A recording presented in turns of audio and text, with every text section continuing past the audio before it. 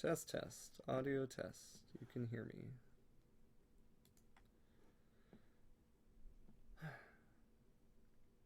Okay, so what we're looking at here is the MoTeC i2 Pro software.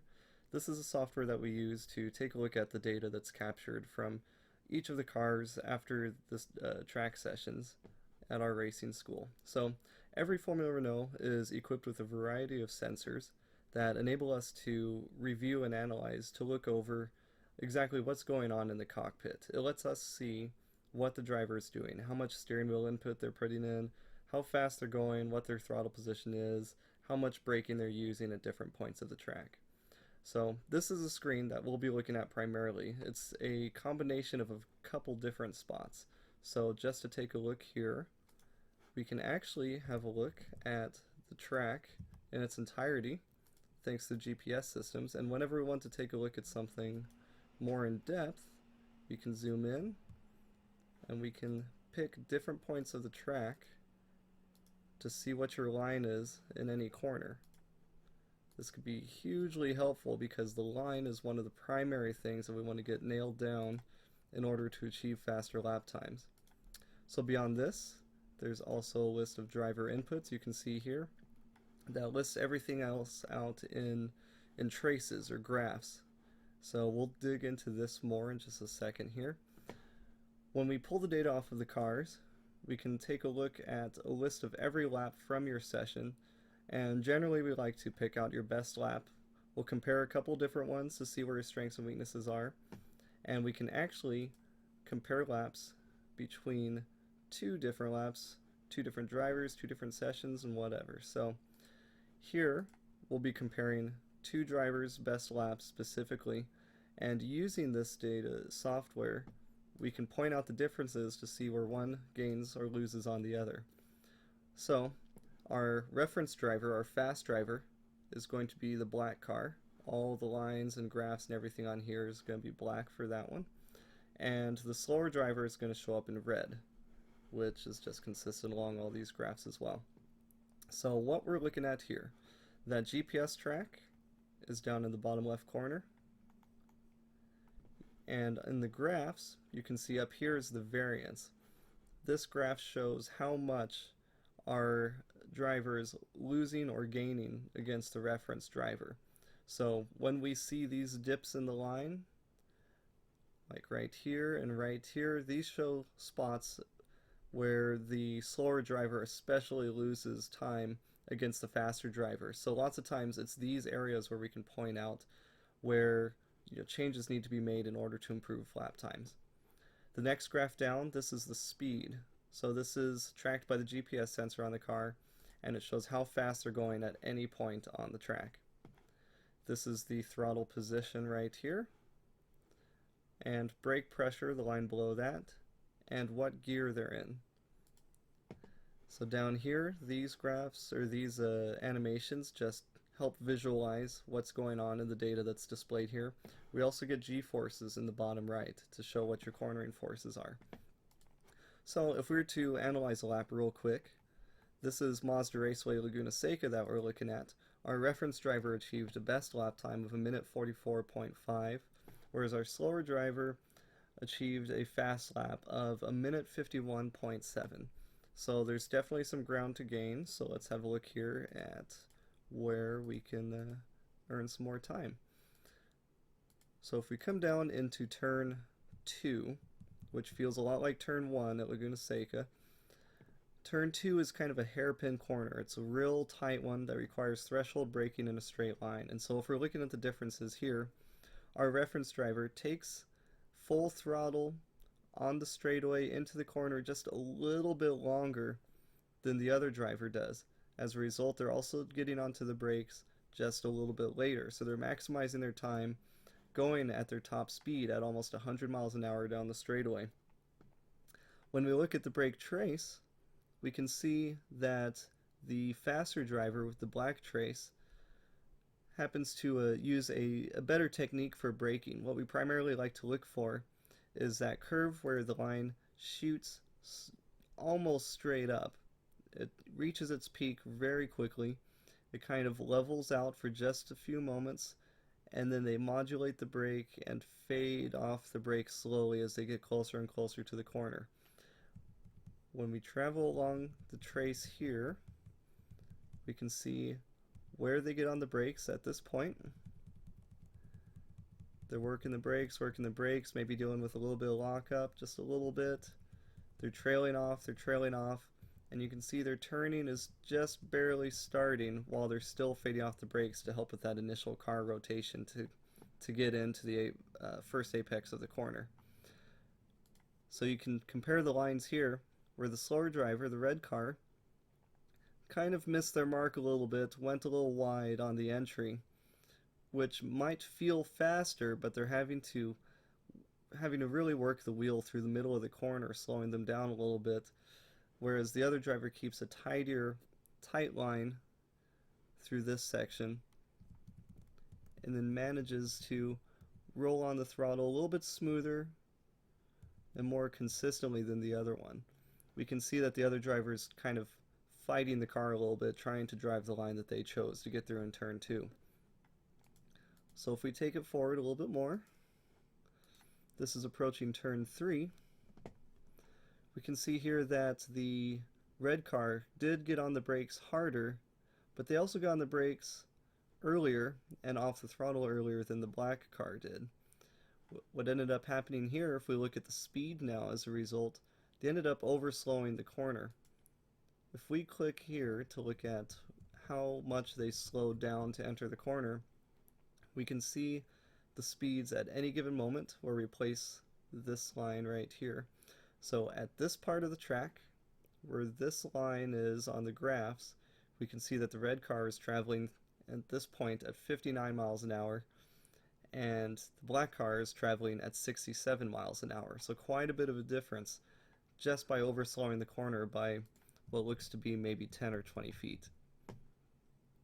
And this is where the first dip in the variance starts to really occur. From here on out, that really cost them through the next couple sections. So we can take it forward a little bit. We can see that the black car got on the throttle a tad earlier, which pays off in still about a 2.5 to 3 mile an hour difference throughout the duration of this straightaway. And then now on to turn 4. They both got off the throttle at about the same time. They used roughly the same amount of brake pressure entering it, but we can see that the black car got onto the throttle on entry even just before the apex of the corner. They kind of rolled onto it to keep the car smooth and controllable and drivable through this section, but being able to reach full throttle earlier helped keep this car stable, keep some of that weight planted onto the rear tires, and help them all the way through, and again come out of here with about an 8 mile an hour advantage.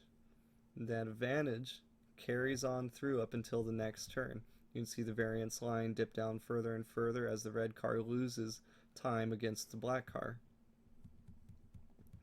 Both of them are pretty evenly matched on their entry into turn 5. They get off the throttle, get onto the brakes at roughly the same time, except you can see, if you look at the brake trace, the red car carries a little bit too much brake into the corner this time, more than what's necessary.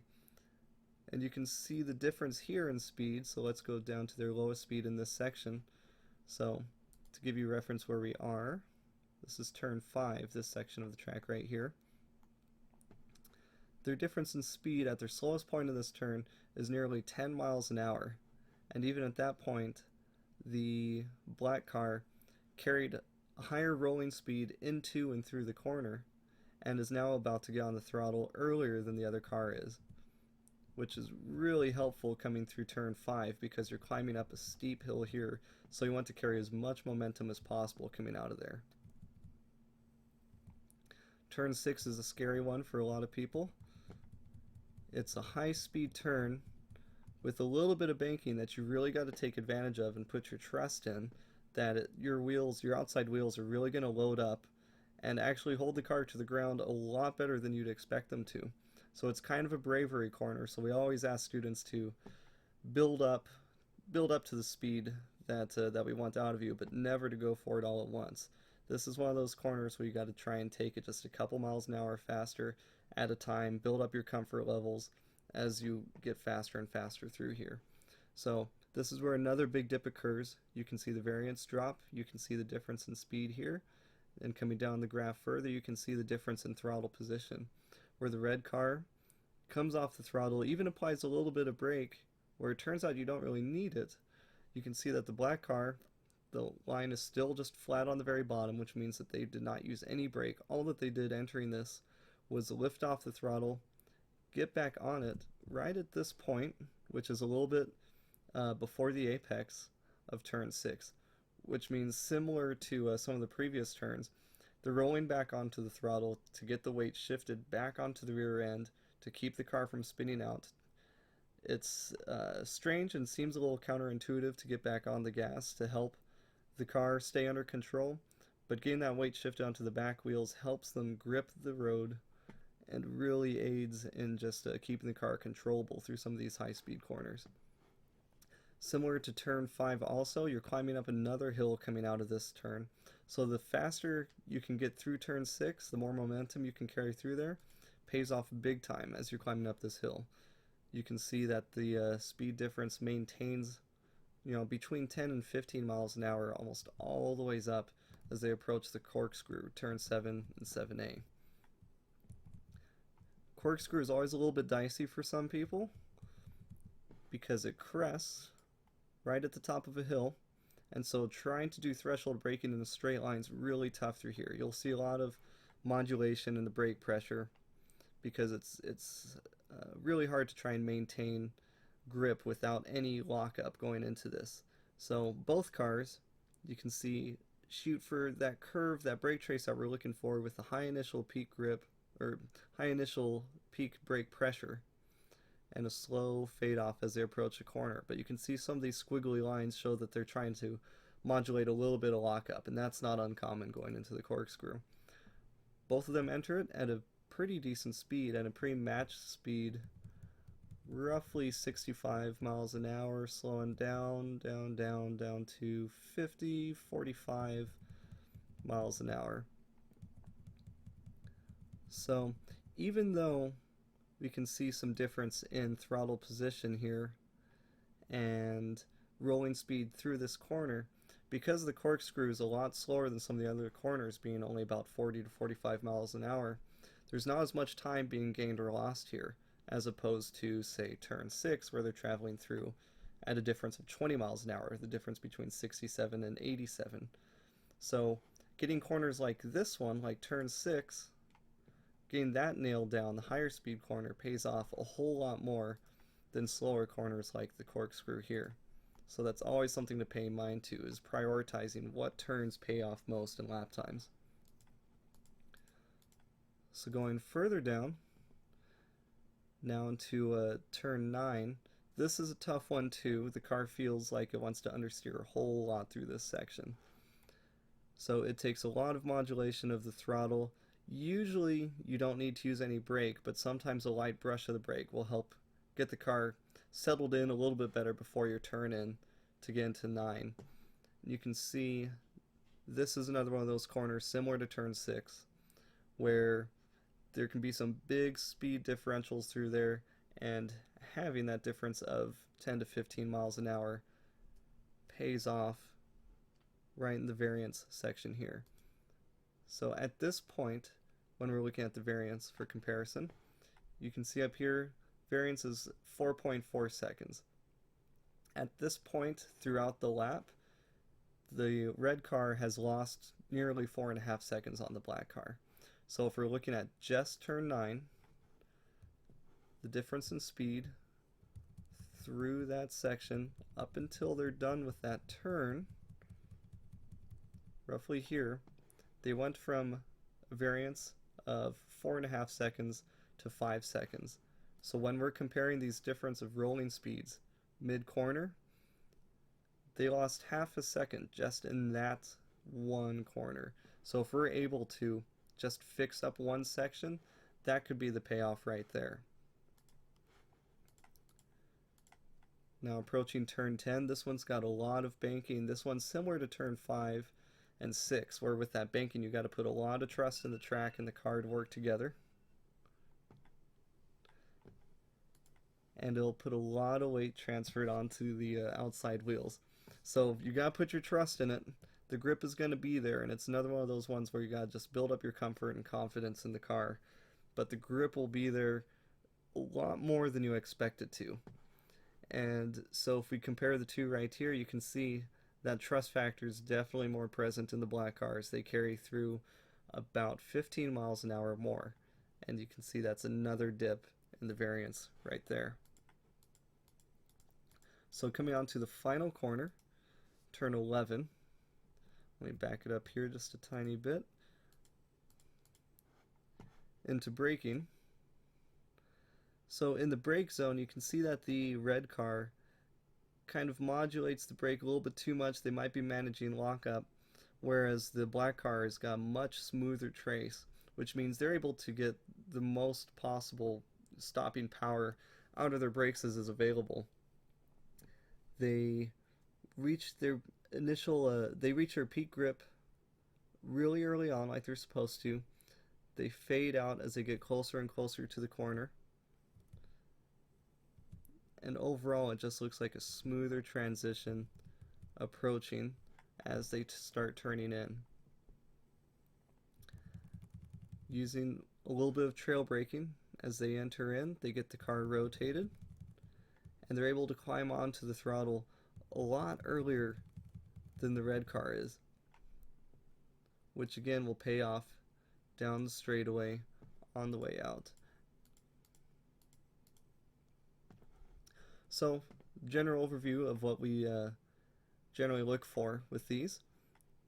It all comes down to the variance lines that we were mentioning earlier. Whenever we see a dip in the variance, we want to see how does the speed relate, how does the throttle position relate, brake pressure, their gearing even, and then down to the line, GPS line of where they're placing the car at that moment. All the stuff adds together, and that variance is our guide to where time can be lost or gained. So we put all these pieces together and work on it bit by bit, and then we get faster and faster with more seat time and more data analysis, and then we end up producing some pretty fast lap times by the end of the weekend and hopefully help you out to become a better driver.